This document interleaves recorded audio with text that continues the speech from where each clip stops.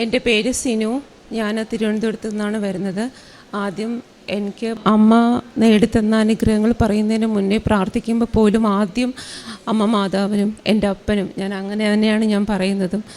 കർത്താവ് ഈശോ മിശിഹ തമ്പുരാൻ, എൻ്റെ അപ്പൻ, എൻ്റെ മാതാവ്, നന്ദി പറയുകയാണ്. കാരണം എൻ്റെ ലൈഫിൽ ആദ്യമായിട്ടാണ് ഞാനൊരു മൈക്ക് പിടിക്കുന്നത്. ഇവിടെ വന്ന് സ്റ്റേജിൽ എനിക്ക് തോന്നുന്നു എൻ്റെ കല്യാണ സമയത്ത് മാത്രമാണ് ഞാൻ സ്റ്റേജിൽ നിന്ന്, രണ്ടാമത്തെ പ്രാവശ്യമാണ്. അപ്പോൾ അതിൻ്റേതായ ടെൻഷൻ. പക്ഷേ ഇപ്പോൾ ഞാൻ ഒരുപാട് സന്തോഷിക്കുകയാണ്. കാരണം ഞാൻ ഒരിക്കലും പ്രതീക്ഷിച്ചില്ല.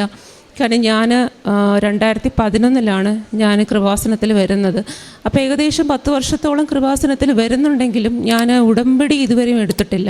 ഒരു ഉടമ്പടി എടുത്തിട്ടുള്ളത് ജനുവരിയിലാണ്. ഫെബ്രുവരി 5 ഞാൻ ഉടമ്പടി എടുക്കാൻ വന്നത്. പക്ഷേ അതിന് മുമ്പായി എടുക്കാനുണ്ടായ സാഹചര്യം കാരണം വളരെ വിഷമത്തോടു കൂടിയാണ് കൊച്ചുനാളിലെ മൂലം ഞാൻ പഠിച്ചിരുന്നത്. ക്രിസ്ത്യൻ സ്കൂളിലും കോളേജിലും ആയതുകൊണ്ട് തന്നെ മാതാവിനോടും ഈശോയോടും പ്രത്യേക സ്നേഹവും, പ്രാർത്ഥിക്കാനൊന്നും അറിയില്ലായിരുന്നു. പക്ഷേ എന്നാലും ആരൊക്കെയോ ക്രിസ്ത്യൻ കുട്ടികൾ ചെയ്യുന്ന കണ്ടുകൊണ്ട് ഞാൻ പഠിച്ചു. കുറേ നാൾ കഴിഞ്ഞു. കല്യാണം കഴിഞ്ഞിട്ടും ഞാൻ കല്യാണത്തിന് മുന്നേ എൻ്റെ ഹസ്ബൻഡിനോട് പറഞ്ഞിരുന്ന ഒരൊറ്റ കാര്യം, എന്നെ പ്രാർത്ഥിക്കാൻ അനുവദിക്കണമെന്ന് മാത്രമായിരുന്നു. പക്ഷേ അദ്ദേഹം അതിന് മുന്നേ സമ്മതിച്ചെങ്കിലും കല്യാണം കഴിഞ്ഞ ശേഷം എന്നെ ഒരിക്കലും സമ്മതിച്ചിരുന്നില്ല. ഞാനൊരു ഹിന്ദുവാണ്. എനിക്ക് പക്ഷേ ഈശോയിൽ നിന്നും മാതാവിൽ നിന്നും വിട്ടു നിൽക്കാൻ എനിക്ക് പറ്റാത്തൊരവസ്ഥയാണ്. അവസാനം ഞാൻ തുണിയുടെ ഇടയ്ക്കെല്ലാം ബൈബിൾ വെച്ചു, എല്ലാം പ്രാർത്ഥിച്ചു. ഇപ്പോൾ എൻ്റെ മക്കൾ, എനിക്കൊരു മോള് വളർന്നു വരുമ്പോഴും ആ ഒരു ഭക്തിയോടുകൂടി തന്നെയാണ് വളർന്നു വരുന്നത്. ഒത്തിരി ദുഃഖങ്ങളുടെ സാഹചര്യത്തിൽ കൂടെ വന്നപ്പോഴും അവസാനം എനിക്ക് ഉടമ്പടി കൃപാസനയിൽ വന്നെങ്കിലും 10 വർഷം വരുന്നെങ്കിലും ഉടമ്പടി എടുക്കണമെന്നുള്ളൊരു മനസ്സ് വന്നില്ല. പത്രം ഞാൻ ഇവിടെ നിന്ന് വാങ്ങിക്കൊണ്ട് പോവുമെങ്കിലും ആർക്കും കൊടുത്തിരുന്നില്ല. അതായിരുന്നു എൻ്റെ ശരിക്കുള്ളത്. പ്രാർത്ഥിക്കും, ജപമാല ചൊല്ലും ഒക്കെ ചെയ്യുമായിരുന്നു. പക്ഷേ ഒരു ദിവസം 2024 ലാസ്റ്റ് ഡിസംബർ 31 അതായത് പുതിയ വർഷം പിറക്കുന്ന ആ ഒരു ദിവസം എൻ്റെ ലൈഫിലൊരു വല്ലാത്ത ചേഞ്ച്. കാര്യം എൻ്റെ മോൾക്ക് UK പോകാനുള്ള എല്ലാമായി. അവസാന നിമിഷം പൈസ നമ്മൾ ഉദ്ദേശിക്കുന്നതിനേക്കാളും കുറച്ച് കൂടുതലായി. എന്ത് ചെയ്യണമെന്ന് അറിയില്ല. അവസാനം UK പോകാൻ പറ്റാത്തൊരവസ്ഥ വന്നു. ഞാനും മോളും മാനസികമായി എല്ലാ വർഷവും 31 അതായത് വർഷം അവസാനിക്കുന്ന ആ ഒരു ഡേറ്റ് 12 മണിക്ക്, പുതുവർഷം തുടങ്ങുന്ന ആ ഒരു സമയം 12 മണിക്ക് ഞാനും മകളും പ്രാർത്ഥിക്കുമായിരുന്നു. പുതിയ ഒരു വർഷം നല്ലതാവണം, നമ്മുടെ ഏതെങ്കിലും ഒരു ആഗ്രഹം വെച്ച് പ്രാർത്ഥിക്കുമായിരുന്നു. അങ്ങനെ ഞങ്ങൾ ഒരുപാട് സങ്കടത്തോടെ ഇനി പോകാൻ പറ്റില്ല എന്ന രീതിയിൽ പ്രാർത്ഥിച്ചു. ഇതുവരെ ഞാൻ ആ പത്രം ഞാൻ പ്രാർത്ഥിക്കുന്ന സ്ഥലത്ത് വെച്ചിട്ടുണ്ടെങ്കിലും ഞാൻ ഇതുവരെയും ഉടമ്പടി പത്രം ഞാൻ വായിച്ചിട്ടില്ല. പക്ഷെ അന്ന് ഞാൻ ഈ പത്രം എടുത്തു, ഞാൻ വായിച്ചു. എനിക്ക് അതിൽ വന്നത്, എന്ത് തന്നെ വന്നാലും ദൈവത്തെ കൈവിടരുത് എന്നുള്ളൊരു വചനമാണ് എനിക്ക് അതിൽ വന്നതും ആ ഒരു പ്രാർത്ഥന വന്നതും. പക്ഷേ എൻ്റെ മോളെ ഞാൻ ഏറ്റവും കൂടുതൽ ഞാൻ ചില സമയത്ത് വിഷമം വരുമ്പോൾ എന്നാലും യേശോപ്പച്ച എന്നോട് എങ്ങനെ ഇത് ചെയ്തു എന്ന് ഞാൻ പറയും. പക്ഷേ എൻ്റെ മകൾ ഇന്ന് വരെ എന്തൊക്കെ സാഹചര്യങ്ങൾ വന്നാലും ദൈവത്തെ തള്ളിപ്പറയാത്തൊരു മോളാണ്. അതുകൊണ്ട് തന്നെ എനിക്ക് ആ ഒരു പത്രം വായിച്ച ശേഷം എനിക്ക് ഉടമ്പടി എടുക്കണമെന്ന് തോന്നി. ഞാൻ മോൾക്ക് അതിന് ശേഷം പെട്ടെന്ന് തന്നെ നമുക്ക് ആ ഒരു 12 മണിക്ക് നല്ലൊരു അനുഭവം ഉണ്ടായി. പ്രാർത്ഥിക്കുന്ന സമയത്തൊരു കാറ്റ് പോലെ, ജനലെല്ലാം അടച്ചിരിക്കുകയായിരുന്നു. പക്ഷെ ഒരു കാറ്റ് പോലെ, ഒരു തണുത്ത ഒരു കാറ്റ് നമുക്ക് വന്നു. ഞാനും മകളും ഒരുപോലെ വല്ലാതെ ഷോക്ക്ഡായി. അപ്പോൾ ആ സമയം അത് കഴിഞ്ഞു. ആ പിറ്റേ ദിവസം തന്നെ എൻ്റെ അച്ഛൻ പൈസ തരാമെന്ന് പറഞ്ഞു. മോൾക്ക് പോകാനുള്ള എല്ലാ കാര്യങ്ങളും ആവുകയും ചെയ്തു. അതിനുശേഷം മോള് പോയതിന് ശേഷം ഫെബ്രുവരി 5 ഞാൻ ഇവിടെ വന്ന് ഉടമ്പടി എടുക്കുന്നത്. ഫെബ്രുവരി 5 കഴിഞ്ഞ മാസം. അപ്പോൾ അവിടെ വന്നിട്ട് മോൾക്ക് ജോലിയാകുന്നില്ല. കാര്യം സാമ്പത്തികമായിട്ട് ഇനി അവൾ 3 ലക്ഷം രൂപ അവിടെ അടയ്ക്കണം. പഠിച്ചും ജോലി ചെയ്ത് അടയ്ക്കണം. ബാക്കി അടയ്ക്കാനുള്ള ഒരു എനിക്ക് അവൾക്കൊരു ജോലി വേണം. ജോലി ഇല്ലാതെ പറ്റില്ല. ഞാൻ ഇവിടെ വന്നു, അമ്മയുടെ മുന്നിൽ ഉടമ്പടി വെച്ചു. എൻ്റെ ചേച്ചിയുടെ മോന് വേണ്ടിയിട്ടും ഞാൻ ഉടമ്പടി വെച്ചു, പ്രാർത്ഥിച്ചു. ഇന്ന് മാർച്ച് 5 ഇന്ന് എൻ്റെ മോള് ജോലിയിൽ കയറിയിട്ട് 3ാമത്തെ ദിവസമാണ്. ഇന്ന് 1 മാസം ആകുന്നതിന് മുന്നേ എൻ്റെ മോൾക്ക് ജോലി കിട്ടി. ഇപ്പോൾ എല്ലാവർക്കും അറിയാം, ലണ്ടനിൽ പഴയതുപോലെ ഒന്നുമല്ല ജോലി കിട്ടാനും, പ്രത്യേകിച്ച് സ്റ്റുഡൻസിന് അങ്ങനെ കിട്ടുന്ന കാര്യം ഭയങ്കര ബുദ്ധിമുട്ടാണ്. പക്ഷേ എന്നിട്ടും 1 മാസം ആയി ഞാൻ ഉടമ്പടി എടുത്തു.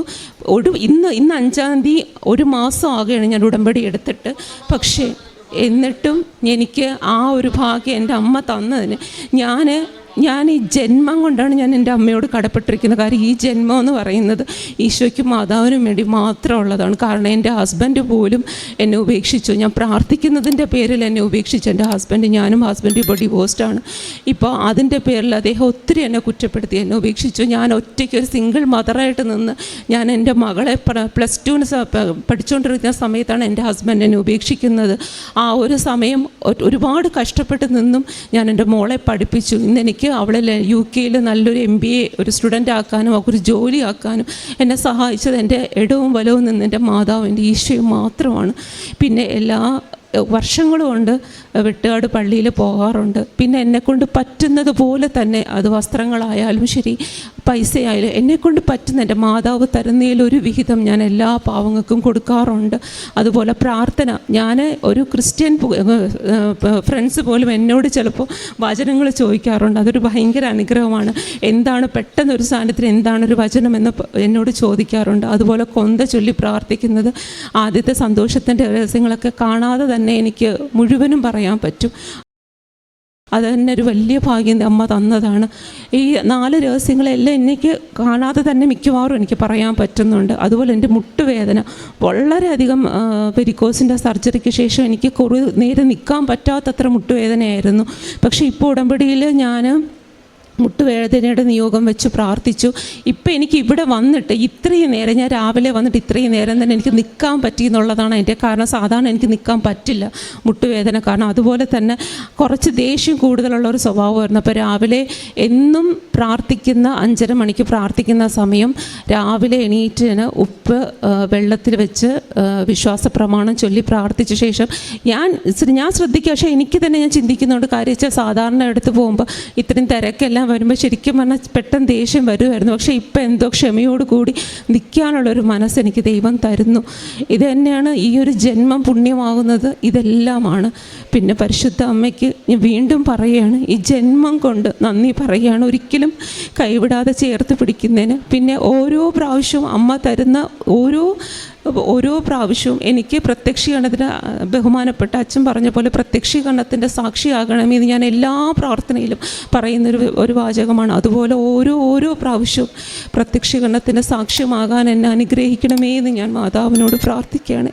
എനിക്ക് ഈ ഒരു ജന്മം എനിക്ക് സന്തോഷമായിട്ട്, എനിക്ക് ഒരുപാട് സന്തോഷമാണ് ഇങ്ങനൊരു ജന്മം എനിക്ക് തന്നതിന്. എനിക്ക് ഒത്തിരി എൻ്റെ ജന്മം കൊണ്ട് ഞാൻ നന്ദി പറയുകയാണ്. എന്നെ ചേർത്ത് പിടിച്ചതിന്, എൻ്റെ മോളെ ചേർത്ത് പിടിച്ചതിന്, മാതാപിതാക്കളെ ചേർത്ത് പിടിച്ചതിന് എല്ലാം ഞാൻ ഒരുപാട് നന്ദി പറയുകയാണ്. യെശയ്യാ പ്രവാചകൻ്റെ പുസ്തകം 40:12 മുതലുള്ള തിരുവചനങ്ങളിൽ, കൈക്കുമ്പിളിൽ ആഴികളെ അളക്കുകയും ആകാശവിശാലതയെ ചാണിലൊതുക്കുകയും ഭൂമിയിലെ പൊടിയെ അളവ് പാത്രത്തിൽ ഉൾക്കൊള്ളിക്കുകയും പർവ്വതങ്ങളുടെ ഭാരം വെള്ളിക്കോലിൽ നിശ്ചയിക്കുകയും കുന്നുകളെ തുലാസിൽ തൂക്കുകയും ചെയ്തവനാര്? ദൈവത്തിൻ്റെ മഹിമ, അവിടുത്തെ അനന്ത വൈഭവം, ഇതാണ് തന്നെ ഇവിടെ നിർത്തിയതെന്ന് സിനു എന്ന ഈ മകള് ഇവിടെ പങ്കുവെക്കുമ്പോൾ തിരുവചനങ്ങളിലൂടെയും കർത്താവ് അരുളി ചെയ്യുന്നത് അതാണ്. ഇതൊക്കെ ചെയ്തവൻ ആര്? ഞാനല്ലാതെ മറ്റാരാണ്? സത്യദൈവമായ ഞാൻ. ഈ സത്യദൈവത്തെ ഹൃദയത്തിലേറ്റി താൻ പ്രാർത്ഥിക്കുന്നത് കൊണ്ട് തനിക്ക് വന്ന നഷ്ടങ്ങൾ എന്തൊക്കെയാണെന്ന് ഈ മകൾ പറഞ്ഞു.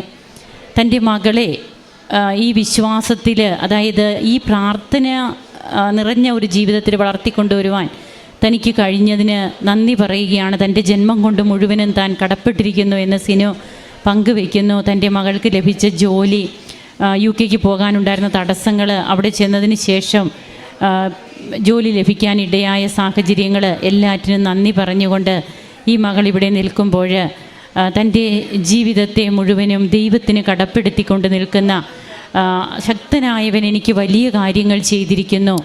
പരിശുദ്ധ അമ്മ സ്തോത്രഗീതത്തിൽ ദൈവത്തെ മഹത്വപ്പെടുത്തി പാടുന്നതാണിത്. ലൂക്ക 1:49 തൻ്റെ ജീവിതത്തിൽ ദൈവം തരാതെ തനിക്കൊന്നുമില്ല എന്ന് സിനുവും ഉറക്കെ പ്രഘോഷിക്കുന്നു. നമുക്ക് കരങ്ങളടിച്ച് ഈശോയ്ക്കും അമ്മയ്ക്കും നന്ദി പറയാം. ദൈവത്തെ